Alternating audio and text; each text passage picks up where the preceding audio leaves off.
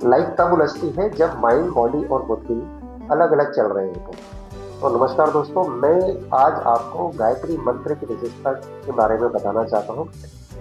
आज हम बात करेंगे अलाइनमेंट के विषय में। जब हमारा शरीर, मन और बुद्धि तीनों अलग अलग दिशाओं में जाते हैं तो हमारी जिंदगी में काफ़ी अड़चनें आती हैं, हमारी जिंदगी उलझ जाती है। अगर हमें इन जिंदगी को सुलझाना है तो हमें आंतरिक रूप से हमारे मन, बुद्धि और चेतना को एक अलाइनमेंट प्रदान करना होगा, जो हम गायत्री मंत्र के उच्चारण से या उसके जाप से इस चीज़ों को कर सकते हैं। हम में से कई लोग गायत्री मंत्र बहुत अच्छी तरीके से जानते हैं, लेकिन बहुत कम लोग इसके भाव को सही तरीके से समझते हैं। तो आज मैं गायत्री मंत्र के विषय में उसके मूल भाव को आपके सामने पेश करना चाहूँगा। जिस भाव से अगर आप इस मंत्र को जपेंगे तो आप अपने मन, बुद्धि और चेतना को अलाइन करके यूनिवर्स के साथ एक सामंजस्य बिठा सकते हैं। ओम भूर्भुवः स्वः तत्सवितुर्वरेण्यं भर्गो देवस्य धीमहि धियो यो नः प्रचोदयात्।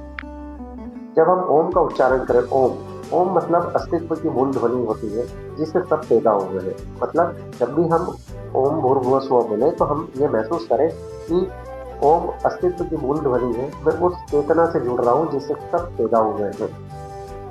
भू भुव स्व 3 स्तर होते हैं। भू मतलब शरीर, कर्म और एक्शन। भुव मतलब मन, भाव और इमोशन। और स्व मतलब होता है बुद्धि, चेतना और अवेयरनेस। जब भी आप ओम भूर्भुवः स्वः बोलते हैं तो आप ये महसूस करें कि मैं अपने शरीर, मन और बुद्धि तीनों को अलाइन कर रहा हूँ। बॉडी, माइंड और बुद्धि तीनों एक ही अलाइनमेंट के विषय में मेरी चेतना से जुड़ रहे हैं। जब ये तीनों अलाइन होते हैं तो जीवन को चेंज नहीं करना पड़ता। जीवन अपने आप चीज़ों को आकर्षित करता है, क्योंकि alignment is greater than change. तत्सवितु वरेण्यम का मतलब होता है मैं उस इनर चेतना के विषय में चुनता हूँ, मैं उस इनर चेतना को चुनता हूँ जो समस्त जीवन को जगाती और प्रकाशित करती है। वो सूर्य नहीं है, वो हमारी आंतरिक चेतना है जो समस्त जीवन को जगाती और प्रकाशित करती है।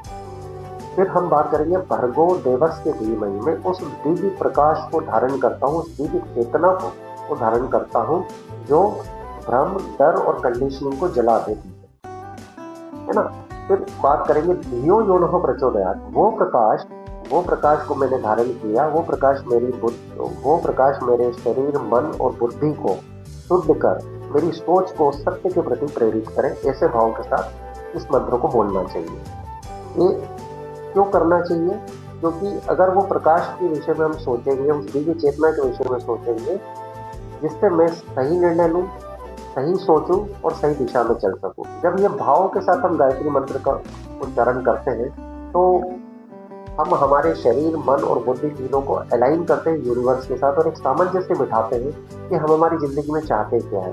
तो अगर आपको कोई भी चीज़ चाहिए या कोई भी चीज़ आप आकर्षित करना चाहते हैं तो आपको उस फ्रिक्वेंसी में अपने आप को ढालना पड़ेगा, उस फ्रिक्वेंसी में वाइब्रेट करना पड़ेगा। तो गायत्री मंत्र बहुत ही पावरफुल मंत्र है। जब हम सुबह उठ के इसका जाप करें और इस भाव के साथ करें, इसके मीनिंग को समझते हुए, तो हम बड़ा बदलाव अपनी ज़िंदगी में ला सकते हैं।